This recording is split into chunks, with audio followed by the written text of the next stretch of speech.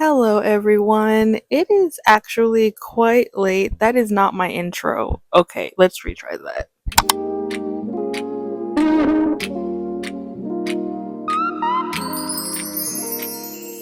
Hi, hello, it's troy-nicole, and it's kind of late. I actually did not plan to film this video today. I was supposed to do this video 2 weeks ago, but I never got around to it, and I just never sat down and really laid out what I wanted to say, and then I kind of forgot about it. But with the drop of Hobonichi, Travelers Company, Midori, all these planner companies coming out with things, I actually was just like, you know what? You have an idea of what you want to say, so just go for it. Just wing it, do what you're going to do.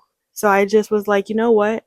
Instead of recording that journal with me tonight, I'll record the journal with me tomorrow, and I'll record this one tonight because I feel like I'm just a better person at night. I don't know what it is.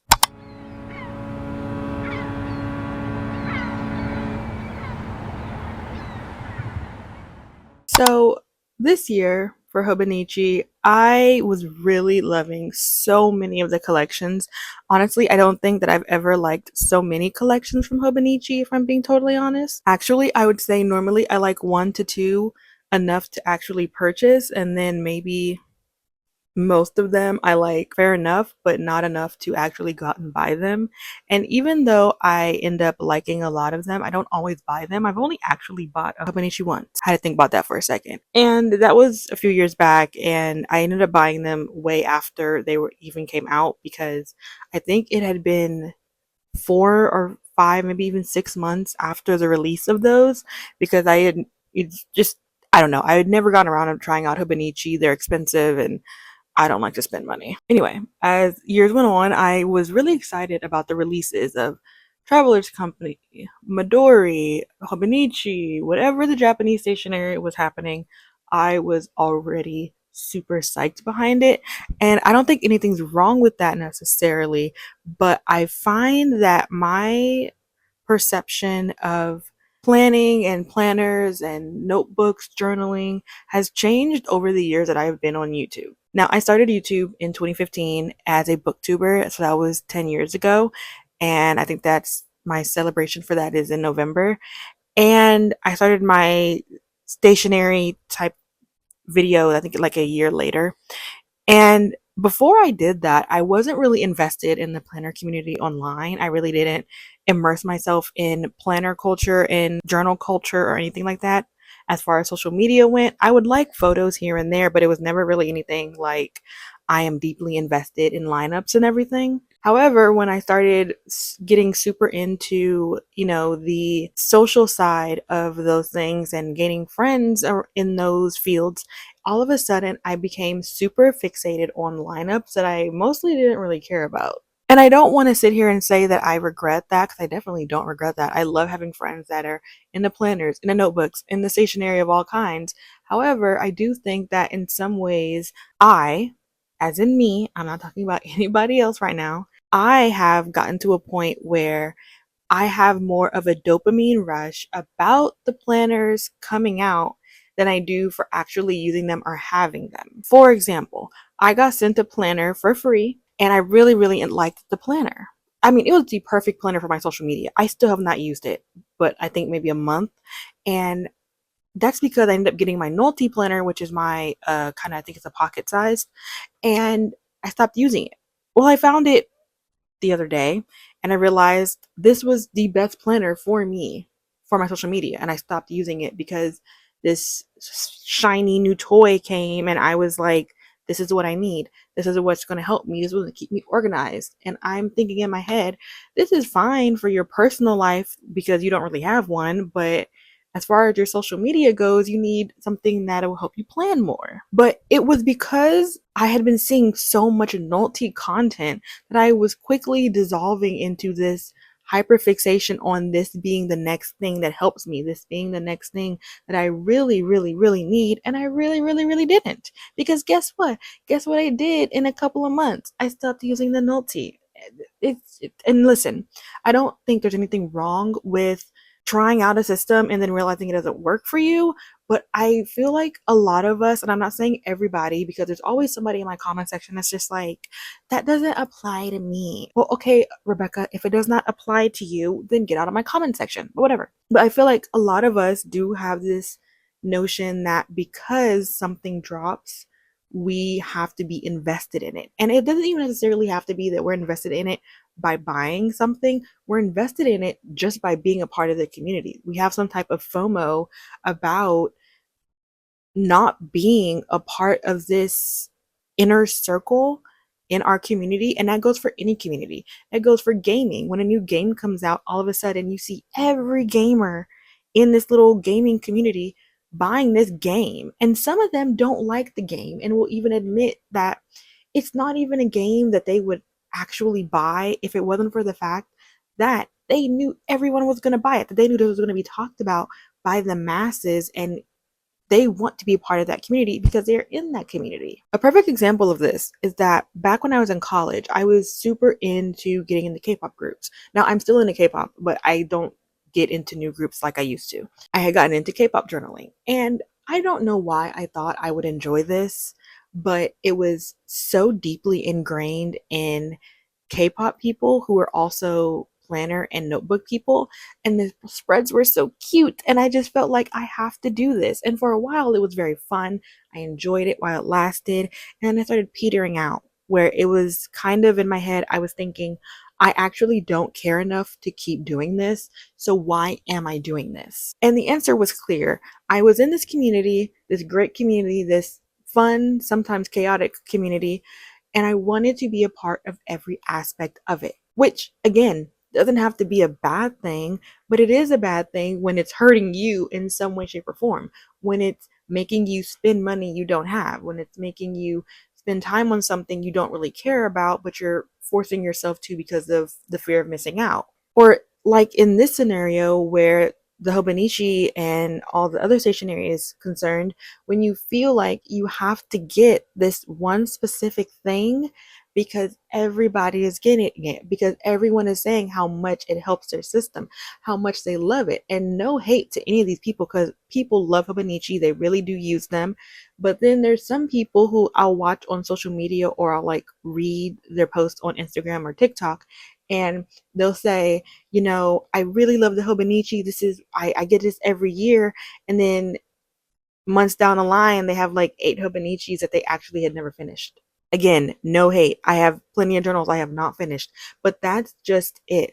Journals and planners are kind of meant to be used, right? I'm not saying that it's insane to stop and not finish them, but I am saying that my question is, are you not finishing them because they don't work, or are you not finishing them because they never worked and you were just buying them because you wanted to be a part of the community and you wanted to bask in this big topic that everybody's talking about, and you do really like what you're seeing, but not necessarily to the point where you'd buy it if it wasn't talked about in the community.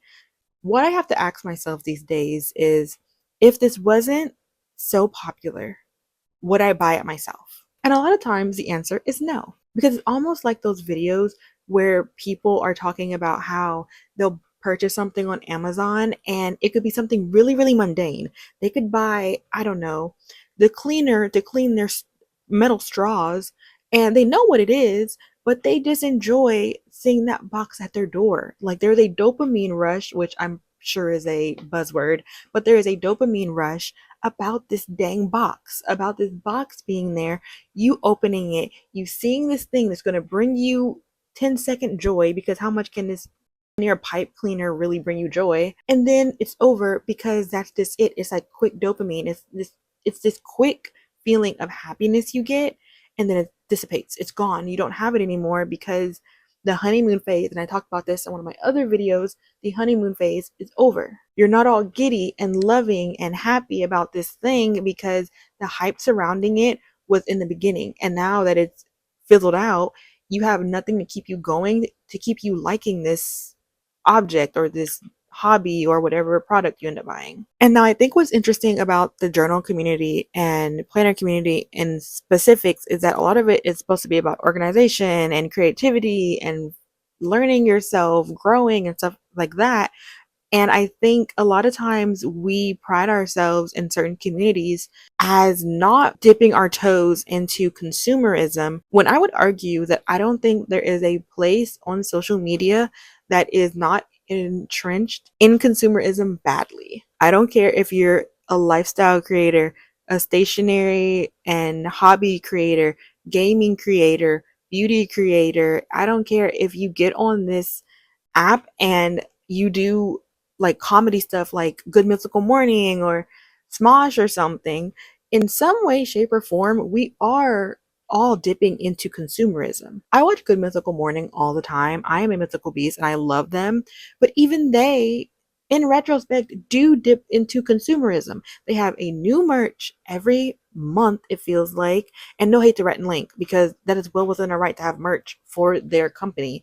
And then they have brand deals for stuff. And I'm not saying the brand deals are bad or that they don't actually use the stuff that they're putting out. But my point is that even your favorite creators who have good content, who are good people, are still pushing consumerism because they still need you to buy certain things. They still need to be creators and they still have to make money to create for you. So they're still going to push all of these products that you don't necessarily actually need. I have a Mythical Beast mug and a Mythical Beast shirt, and I told myself I would not buy another Mythical Beast anything, even though they come out with such cool merch. And I'm always like, damn it, Red and Link, stop making me buy stuff. I technically did not buy either of those things. My mom bought them for me for, I think, my birthday. But sometimes I'm just thinking, okay, but one more thing would not hurt, right? And then ask me how many times I have used that mug. I don't even know where the mug is. That is how little I use the mug. And it's really cool because it's one of those heat mugs where you pour the water in and it changes, not colors, but it changes, I think, the graphic on it. And then the shirt, I don't wear because I gained weight and I can't wear it anymore, but I really didn't wear it that often anyway. And it's for no particular reason. I'm not embarrassed to wear it. I don't care if people know I love Good Mythical Morning. I love Good Mythical Morning. Who doesn't? But at the same time, I did not need that shirt. I did not need that mug. I did not need the world to know I watch Rhett and Link. Okay, Rhett and Link are hella popular. A lot of people watch them. And I say all that to say that there really isn't a place on YouTube that does not, in some way, shape, or form, deal with consumerism. And I feel like, especially right now, consumerism itself is a buzzword because so many people talk about social media and influencers and how influencer culture has really changed how we absorb things, whether it be products that we buy, music that we listen to, movies that we watch. Everything feels like it's associated with becoming really big on TikTok, in the book world. And, if your book gets popular because of a big booktuber, you're going to do really, really well. I think I said booktuber, but I meant book talker, whatever. And it's like the social mediaification, not a word, I know, of so many things have put us in this place of if you don't, you'll regret it. And 9 times out of 10, even when I don't buy that washi tape, that pen, that planner, or whatever stationery it is, will I regret it? I mean, I don't think I've ever regretted not buying something. I mean, maybe sometimes I regret not buying it if I know functionally it will really work for me. But the regret doesn't last that long. I'm not crying about it 6 months later because, oh, I missed the Hobonichi drop, which I did, but I wasn't going to buy anything anyway. I already told myself months ago that I probably wouldn't, but I'm not going to be thinking in 6 to 8 months, oh my God, I was so dumb not to be on the Hobonichi train and not to be fighting my way through website crashes or everyone who's trying to get a Hobonichi, when in actuality, I probably wouldn't have finished it because I have a Hobonichi in my closet in a tub I have not finished. And I also think a part of it also comes from, as far as I'm concerned, I grew up in a household where my parents were definitely people who spoiled us. I'm not going to sit here and lie. Me and my siblings were spoiled as hell. And I don't know if that was a good thing or a bad thing. But my parents were also people who did not believe in overconsumption. And they were always people who, I've said this before, but my parents really didn't buy books. And they were always thinking in their heads, why would we go buy this book when you can go to the library? You can read it, and if you love it, we'll go buy it for you. So I was so used to growing up with parents that were on the mindset of one time a year will let you be materialistic as hell, and that was Christmas. Like I would come in the morning thinking Santa just put the toy store in our living room because they got us so many presents. But that was like the only time in the year that my parents went like super cray cray about buying us a whole bunch of stuff. The full rest of the year was kind of like, did you grow out of that jacket? You did not grow out of that jacket. Did you rip the jacket? You did not rip the jacket. Why do you need another jacket? You know what I mean? And now that also comes from a place of privilege because I did not grow up rich. I was not rich in any way, shape, or form, but I grew up very well off, and I was able to have very nice things, and my parents were able to buy me very nice things that could last long.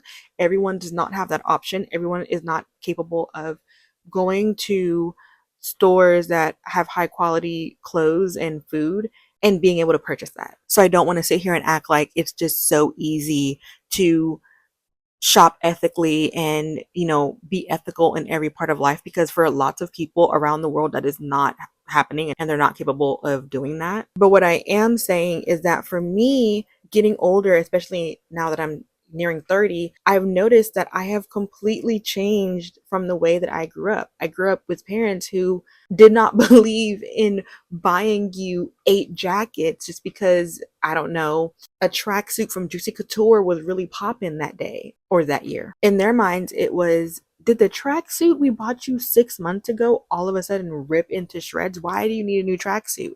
If I go back and look at pictures of me from when I was a kid, I have like 80 pictures of me in clothes that are all the same clothes. And it's kind of like the whole Lizzie McGuire outfit repeater thing.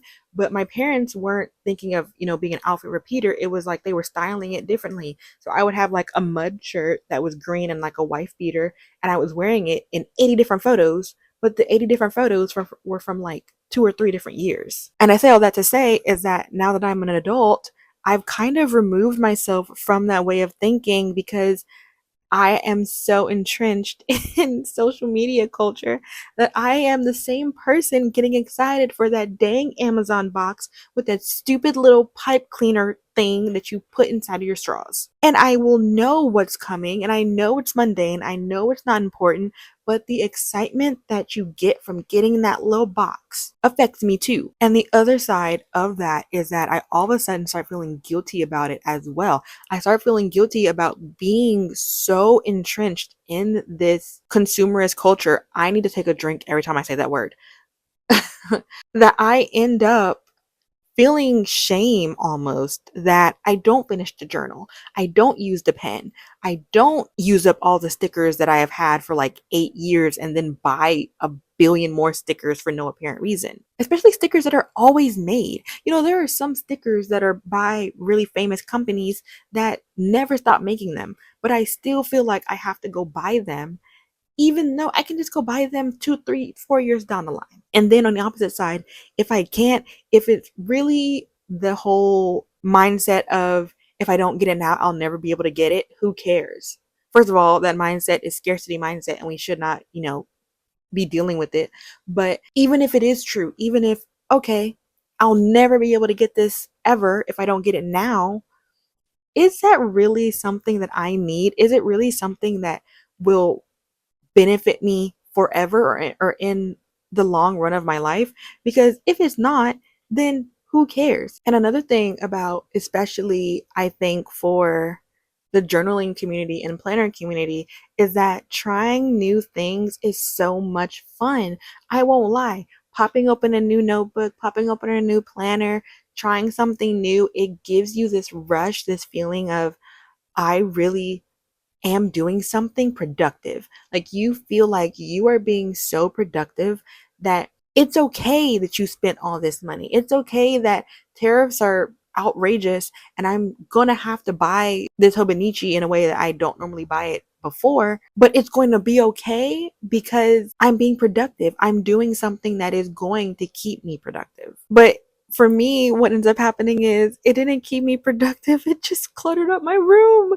My room is already eclectic and maximalist as it is. It does not need another journal, planner, notebook, whatever. It does not need another single thing of washi tape, any more markers, any more books. I don't need any of that other stuff to be on the floor in my room. I don't even have enough room for the books that publishers keep on sending me unannounced, even when I tell them to stop. And they end up on the floor. I have books on my floor right now. And not in a cute, like 90s rom com type way, where like a writer just has books in corners and stacked up. It's not like that. It's just like, oh, this might be a hoarder type stuff. But it's just like this vicious cycle of me buying something because I want to, because it's new and shiny and I get to start over, and the feeling of starting over feels so good. I go into it thinking, oh yeah, this is the one. And then I do it for a few months.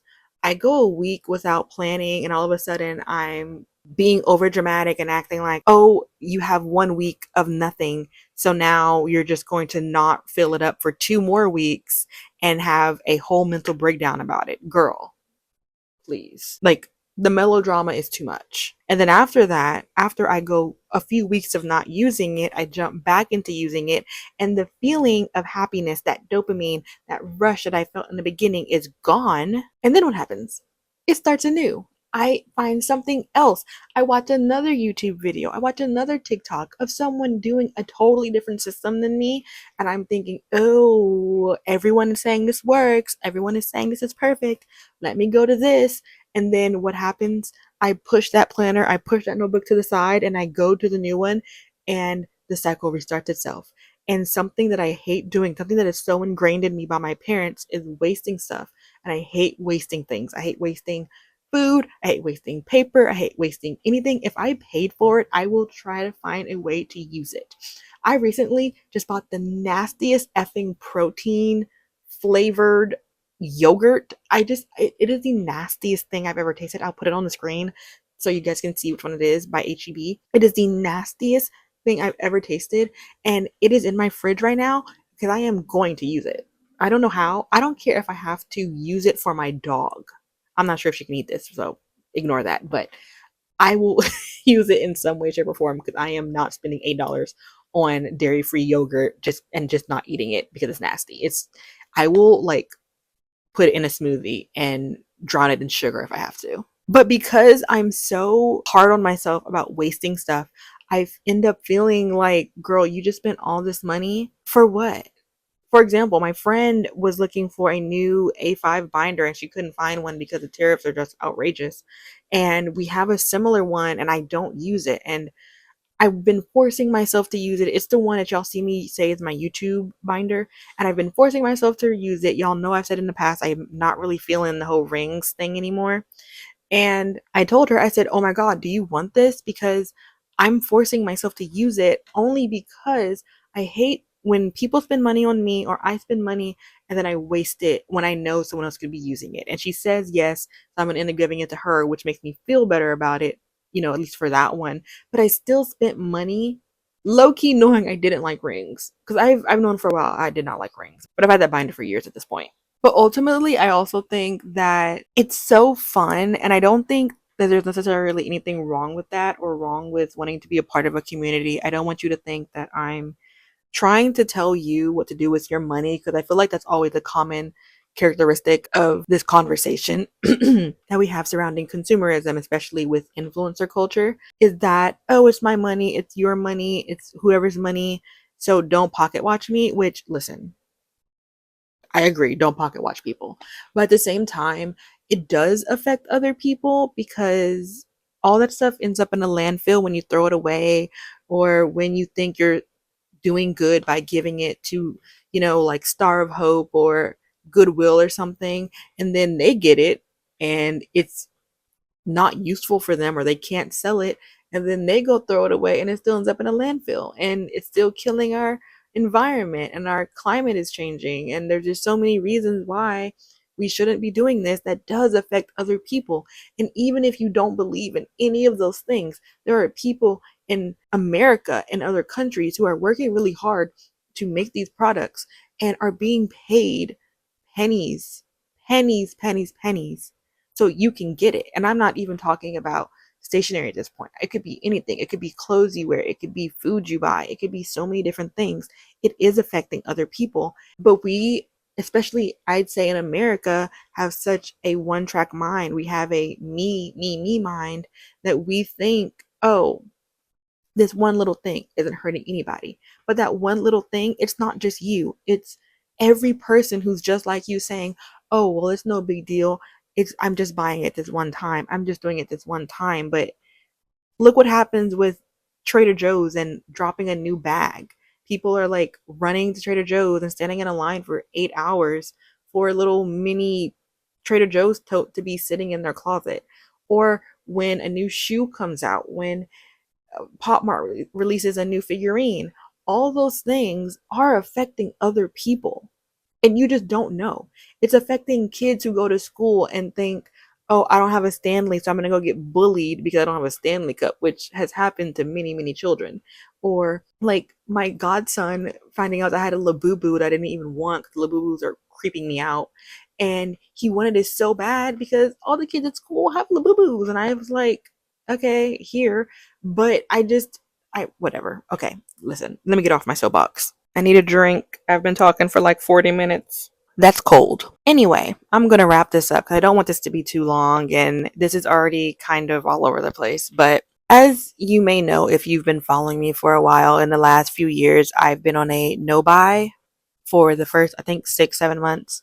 I say 6 months, but it actually always turns into 7 or 8 because I still don't end up buying anything. And I don't think I've broken my ban this year, except for when I bought the Noti planner. But I bought the Noti planner because I didn't have a personal planner and my dog is like hacking up a lung. So I'm sorry if you can hear that. But as of recently, I've actually been reusing my old traveler's notebook cover and just making new inserts to put in there instead of worrying about getting a new one because that was on my brain is to get a new one. And technically I did buy myself a new size because that one will be my actual like literal traveler's notebook, but I wanted a cover for my personal and I'm going back to my old faithful because if you've followed me back in my college days and you know that my favorite journal is honestly a traveler's notebook and that's always been what I've always geared towards, and I missed it and I've gone back to it and I've been reusing all the journals that I have on my shelf and in storage, and I've been really focusing on only using the stationery that I have. Now, I can't stop people for some reason from buying me stationery because I just think it's easy for people to buy that or like mugs for me. So they still buy me stationery here and there. Like my sister bought me I want to say an A6 or a personal size binder. And it's really cute, really, really adorable. I'm still trying to figure out what to do with it, but I have it. But I've been trying to really appreciate the beauty of reusing things I already have. Like there's no reason for me to get a new traveler's notebook cover. I already have one. I can just take out the inserts, archive the inserts, and keep using that one. Again, I did buy a new one, but I bought a B6 because I just don't have that one, and that's genuinely my favorite size. But I don't have too many covers anyway. But I've been periodically asking myself, Troy, do you want this? Or are you chasing some type of feeling out of this? Are you just doing this because you have FOMO for some reason, which is interesting because when I was younger, even in my college years, I didn't have FOMO very often, but I feel like I have a lot of FOMO after getting deeply into social media. And I focus on reminding myself that my creativity does not depend on a shiny new product. My creativity and my organization and productivity does not focus on consumerism and buying new products. And I can love something so much and think it's beautiful from afar, and that everything can still be productive and creative in the most plain notebooks. I literally have gone to Dollar Tree and just picked up one of their little $1.25 notebooks and moved on. And I've challenged myself in the last year to only use what I have as far as stationery and, washi tapes and stuff like that. And actually, in the beginning of this year, I challenged myself to only use stickers and washi tape and all types of stationery that I have already. And I even, every month, I tally up how many sticker sheets I have finished and I've put it in my personal binder, which will now go into my B6 Traveler's notebook when I get it. But I've really been focusing on that. And I think I've already finished like 5 or 6 different sticker sheets that I've had for over 6 years. And I also really like trading. So I've been doing a lot of trading with my friends on social media where I send them stuff and they'll send me stuff if I do feel the need to want new things. So instead of buying new things, I have a friend who has stuff that they don't really care for or that they just want to give to other people, which is really cool too. And I think I have to really remind myself that journaling and planning, all those things are about just that, you know. It's not really about the tools you use. It's kind of similar to how I can't remember the guy who created the bullet journal system. I'll put his name right here because I just don't remember at the top of my head right now because I'm sleepy as. But it's the same thing as that, where it was supposed to be this system of productivity that was really simple, really easy, really chill, and it kind of became this thing of making the spreads pretty. And I listen, no hate to anyone who likes pretty bullet journal spreads. I like them. I used to do them all the time.